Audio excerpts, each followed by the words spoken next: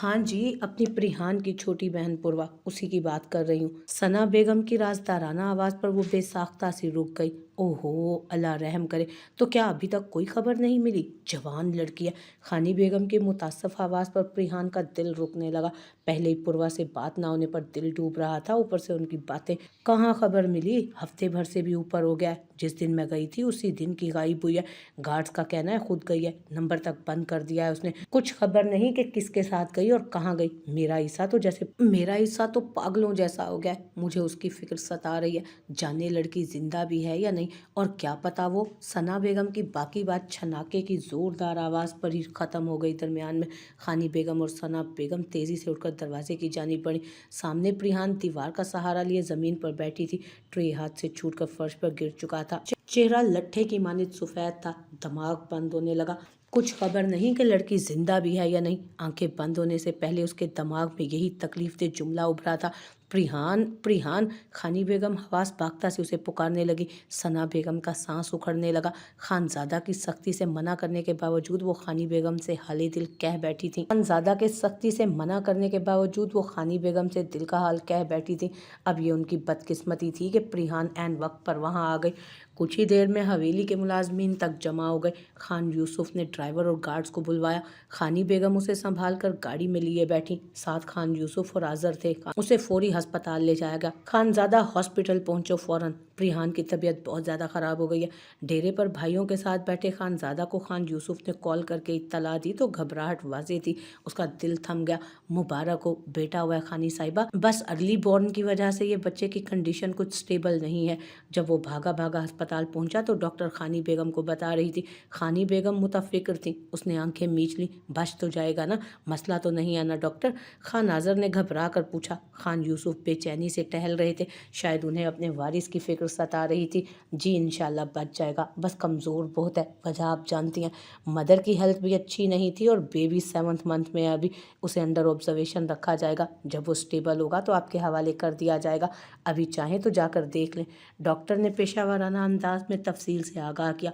Khan Azhar sir हिलाकर रह गए, जबकि खान यूसुफ की नज़र उसी वक्त खानजादा पर पड़ी थी। उसका कंधा तप तपाकर वो लोग बच्चा देखने चले गए, मगर वो रुका रहा। प्रिहान कैसी है मेरी वाइफ? वो हिम्मत करके आगे बढ़ता डॉक्टर से पूछने लगा। डॉक्टर चौंक कर उसे देखने लगी। सरदार साहब वो काफ़ी कमज़ोर हैं। तो डॉक्टर हकलाई। उसके चेहरे पर ऐसे तासुरात थे जैसे बुरी खबर पर डॉक्टर का कत्ल ही कर डालेगा। वो भी स्टेबल नहीं है। अंदर डॉक्टर कोशिश कर रहे हैं उनकी सांसें बहाल कर सकें। दुआ करें।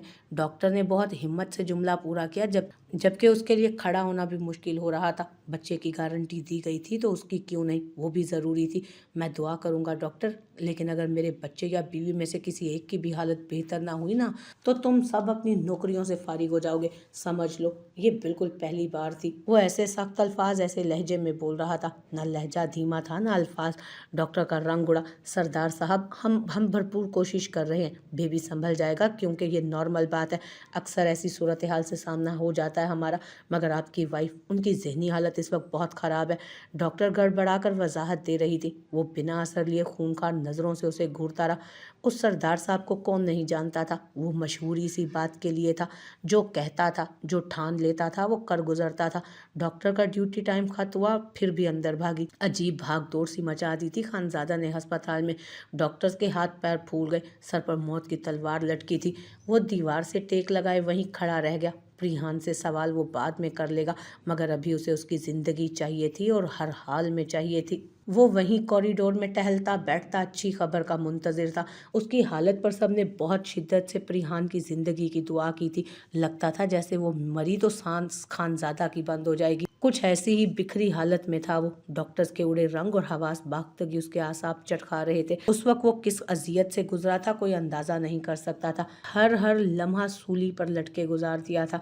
वो प्रेयर रूम में जाकर सजदे में गिरता रो पड़ा। अल्लाह से इल्तजाएं करता, प्रिहान की जिंदगी मांगता, जिद लगाता। जानता था कभी अल्लाह हमारे शुक्र आजमाने के लिए नवाज देता है कि मेरा बंदा मुझसे कितना शुक्र अदा करता है। कभी वो अल्लाह लेकर आजमाता है कि वो मेरा बंदा मुझे देकर कितना सब्र कर सकता है। ऐ अल्लाह, देकर आजमा ले शुक्र करूँगा, मगर लेकर ना आजमा, कमज़ोर हूँ, सब्र नहीं कर पाऊँगा। वो फरियाद करता रहा और 70 माओं से बढ़कर प्यार करने वाले ने उसकी फरियाद सुन ली और अता कर दिया। 3 दिन के जानलेवा इंतजार के बाद डॉक्टर्स ने प्रिहान के खतरे से बाहर आने की इत्तला दे दी। अभी वो बेहतर नहीं हुई मगर अब खतरे से बाहर है, कोशिश करें कोई टेंशन वाली बात ना हो। डॉक्टर ने सुख का सांस भरते हुए उसे बताया कि बच तो दरअसल वो गए थे।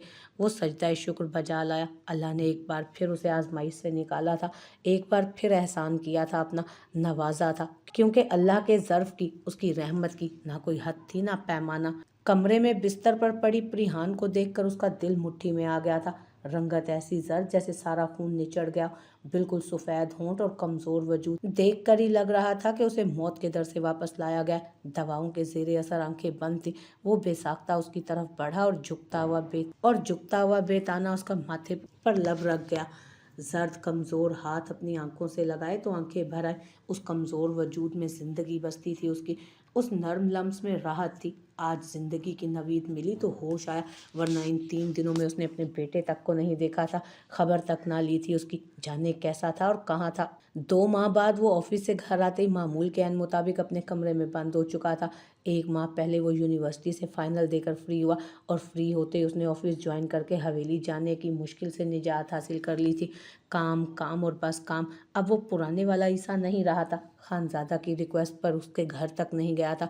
मुलाजमीन खानज़ादा के समझाए हुए थे। घर के बाहर सिक्योरिटी थी और घर में उसके आते ही चाय पानी और खाना उसके सामने रख दिया जाता, कपड़े जूते सब तैयार मिलता। वो जिंदगी नहीं जी रहा था, बस गुजार रहा था। और ये सब किया कराया ना भी मिले तो वो शायद ये करने की तकलीफ ना उठाता। हसन और अहमद अक्सर उसके पास आ जाया करते थे, वक्त देते थे, बातें करते थे, मगर अब वो बात कम करता, सोचों में गुम रहता और हर चीज़ में, हर जगह पूर्वा का अक्स ढूंढना उसकी आदत बन गई थी। तलाश जारी थी, उम्मीद बाकी थी, मगर वो हर दिन पहले से ज्यादा मायूस होते जा रहे थे। सर्द फरवरी का इख्तिताम चल रहा था। वो नीचे फर्श पर घुटनों पर बाजू टिकाए गैर मरई नुक्ते पर नजर जमा कर बैठा था।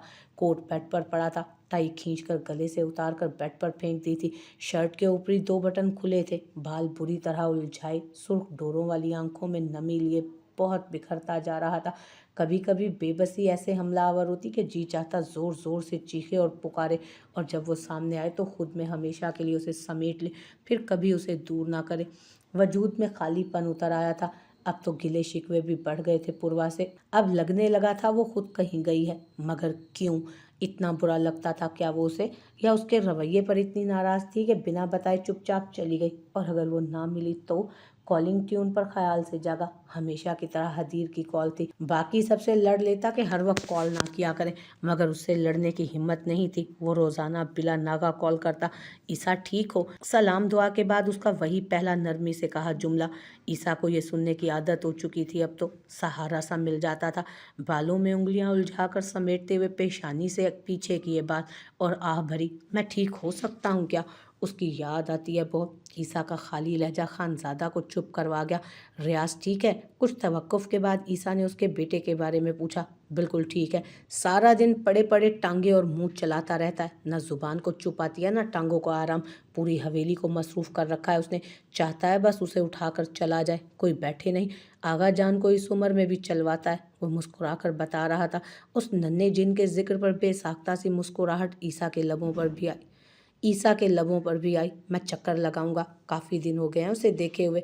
ईसा का दिल मचल उठा था उस नन्हे वजूद को छूने के लिए। शहद रंग शफाफ आंखों वाला वो सुर्ख सफेद सा गुड्डा। कदरे संभलते ही उसके कमजोर वजूद को जब अच्छी खुराक और एहतियात मिली तो गोल गुथना सा हो गया था। जरूर आना, मैं वेट करूंगा। अभी हवेली पहुंचाऊं, फिर बात करते हैं, खानजादा ने मोहब्बत भरे लहजे में कहकर कॉल काट दी। ईसा के किर्द जैसे फिर से तन्हाई का घेरा तंग होने लगा। वो फिर से सर झुकाकर बैठ गया, मगर अब आंखों में रियाज का चेहरा घूम रहा था, जो बिल्कुल पूर्वा की तरह चीखता रहता था। वो हवेली में दाखिल हुआ तो सामने ही लाउंज में रियाज की चीखें गूंज रही थी। हर वक्त वो शोर मचाए रखता था, मुठियां भींच कर ऐसे बारीक चीख मारता कि कानों के पर्दे फटने वाले हो जाते। वो मुस्कुरा कर उसकी तरफ बढ़ा तो खानी बेगम की गोद में पड़ा टांगे चला रहा था। बाप को देखकर तेजी से मुठियां खोलता बंद करता जोश का इजहार करने लगा। मेरा प्यारा बेटा। उसने मुस्कुरा कर उसे उठाया और बाजुओं में संभाल कर खुद से लगा। रियाज की टांगे फिर से चलने लगी। उसे लेकर कमरे में पहुंचा तो हस्बे मामूल प्रिहान खामोश सी बेड पर लेटी थी। खानजादा की मुस्कुराहट सिमट गई।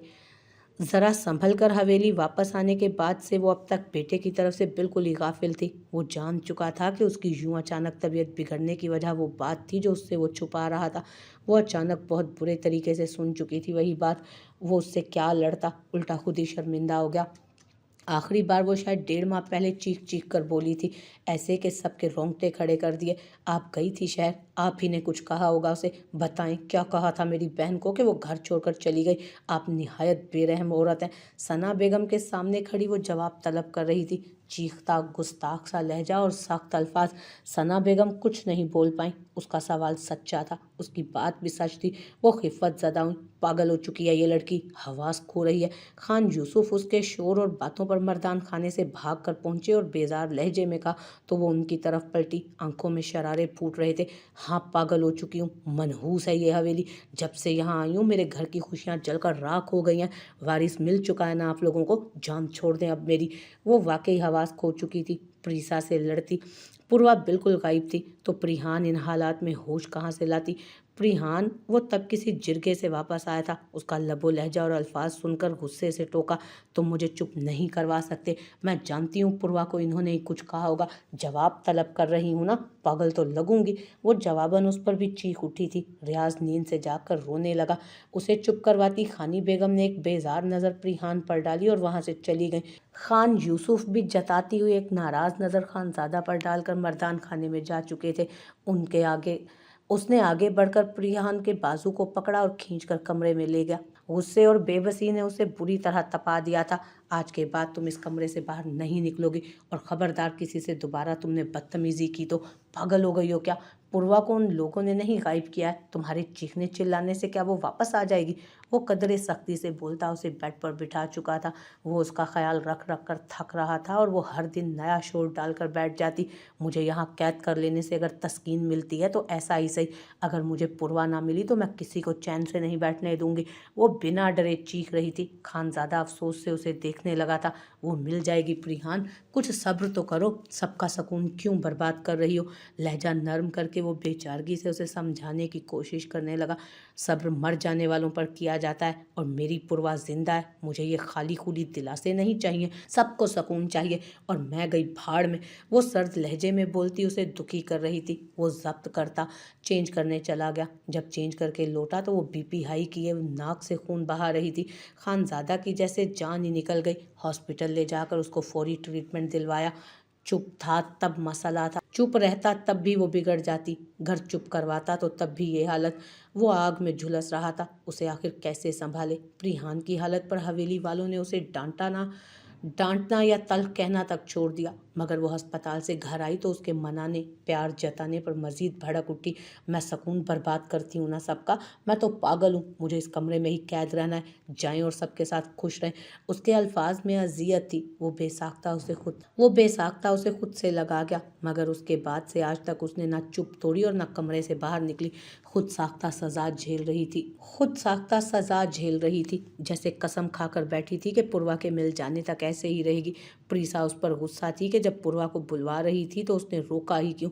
अब तो प्रीसा ने उससे बात करना ही छोड़ दिया था। वो अकेली थी, डरी हुई थी। अगर पूर्वा ना मिली तो वो जानता था उसका खौफ, इसलिए खामोशी से उसका ख्याल रखता, प्यार से बात करता, रियाज को लिए कितनी देर उसके आसपास रहता। खानी बेगम के समझाने के बावजूद रात को जब प्रिहान सो जाती तो रियाज को लेकर उसके पहलू में सुला देता, जिसकी वजह से रियाज माँ का आदी था।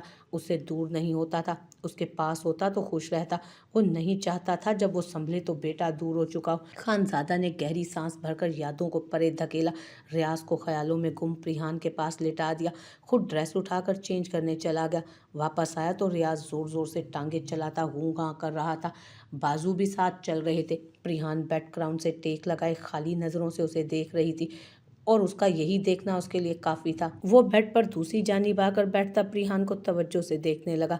प्रिहान, क्या तुमने देखा इसे तुम्हारी तवज्जो चाहिए?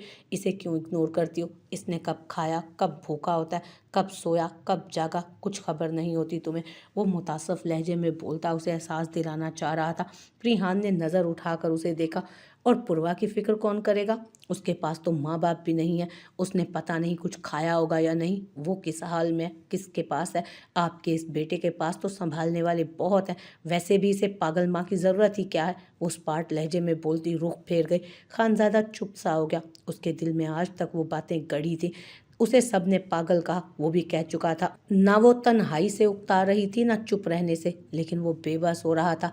रियाज माँ बाप की बातों के मतलब से अनजान उनके पास होने पर जोश से कह कहे लगा था, टांगे चला रहा था। कभी माँ को और कभी बाप को तकते वो पड़े पड़े ही सो गया। खानजादा ने उसे बेबी कॉट में सुलाकर उस पर नर्म ग्रे कलर का ब्लैंकेट फैला दिया। पलट कर प्रिहान के पास बेड पर जा बैठा। वो रुख फेरे आंसू बहा रही थी। पुष्प को बालों ने ढक रखा था। तुम पागल नहीं हो, पागल तो हम हैं जो तुम्हारा दुख नहीं समझ पा रहे। पूर्वा को अब भी तलाश कर रहा हूँ। तुम्हारे कहने पर उसकी फ्रेंड हनिया के घर भी 2-3 बार चक्कर लगा चुका हूँ, वो लोग भी नहीं जानते। नरमी से उसके गिर्द बाजू फैलाकर उसकी पुश खुद से लगाता, उसके बालों पर लब रख गया। वो अब भी अनजान बनी बैठी रही, मगर इस बार उसे दूर नहीं किया। उसके पत्थर वजूद के गिर्द बर्फ की मोटी दीवार सी बन गई थी, जिसे वो न जाने, जैसे वो न जज्बे समझ रही थी, न नरमी और न मोहब्बत। वो जानता था अपनी मोहब्बत की गर्मी से कभी ना कभी तो वो ये दीवार पिघला ही देगा। उसके बिखरे बाल उसने पुश्त पर एक तरफ किए और कंधों पर शॉल दरुस्त की और उसका सर अपने कंधे पर टिका दिया। उसकी तरफ पुश करके बैठी प्रिहान की आंखें इस नर्म मोहब्बत भरे इशार पर भर आई। थकन ज़दा झुलसते वजूद को जैसे किसी नर्म ठंडी आगोश में भर लिया गया था। वो बोली कुछ नहीं, मगर रुख भी नहीं फेरा और सुकून से आंखें मूंद गई। उससे नाराज़ थी, बहुत ज़्यादा नाराज़, लेकिन यही सार वो हक समझकर वसूलती थी और वो भी यही चाहता था। उसकी भारी होती सांसों पर नरमी से उसके बालों में हाथ चलाते खानजादा ने गहरी सांस भरी।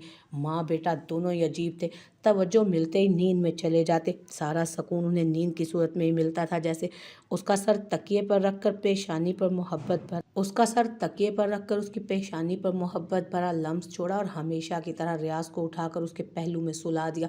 वो सिर्फ नींद में ही तो उसे खुद से लिपटा लेती थी। मुस्कुराकर दोनों अजीज तरीन हस्तियों को देखा और कमरे से बाहर निकल गया।